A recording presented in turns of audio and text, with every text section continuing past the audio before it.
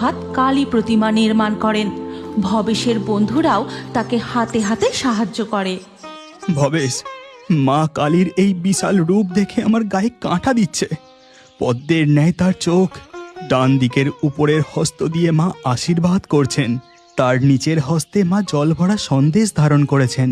বাম দিকের উপরের হস্তে ধারণ করেছেন তার খাঁড়া, আর নিচের হস্তে ধারণ করেছেন পাপিষ্ঠের মস্তক। এরপর ভবেশ মা কালীর পূজা শুরু করেন।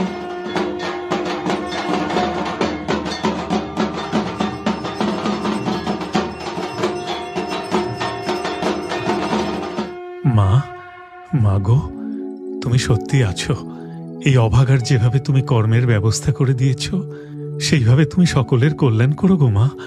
তোমার শরণার্থীদের কখনো ফিরিয়ে দিও না মা। জয় বড় মায়ের জয়, জয় বড় মায়ের জয়, জয় বড় মায়ের জয়। এরপর থেকে ধীরে ধীরে নৈহাটির বড়মার মহিমা দিকে দিকে ছড়িয়ে পড়ে। দূর দূরান্ত থেকে ভিন্ন ধর্মের ভক্তরা বড়মার কাছে ছুটে আসে।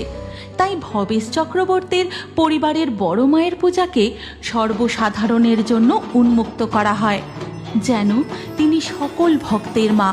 তাই তো বড়মা কখনো কাউকে খালি হাতে ফিরিয়ে দেন না। বড়মা খুবই জাগ্রত। শোনা যায় এমনই কালী পুজোর আগের দিন গভীর রাতে ছমছম নুপুরের শব্দ করে লাল পাড় সাদা শাড়ি পরা কে যেন গঙ্গার ঘাটের দিকে চলে যায়। তোমরা যদি নৈহাটির বড়মার এমনই আরও অলৌকিক ঘটনার কার্টুন দেখতে চাও, তাহলে কমেন্টে নেক্সট পার্ট অবশ্যই লিখো। আর এই ভিডিওটিও তোমার প্রিয়জন ও পরিবারের সাথে অবশ্যই শেয়ার করে পাঠিয়ে দিও। এই গল্পের পরবর্তী পর্ব যদি তোমরা দেখতে চাও, তাহলে কমেন্টে নেক্সট পার্ট অবশ্যই লেখো।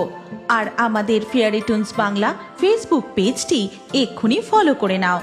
এই গল্পটি ভালো লাগলে লাইক দিয়ে শেয়ার করে দাও।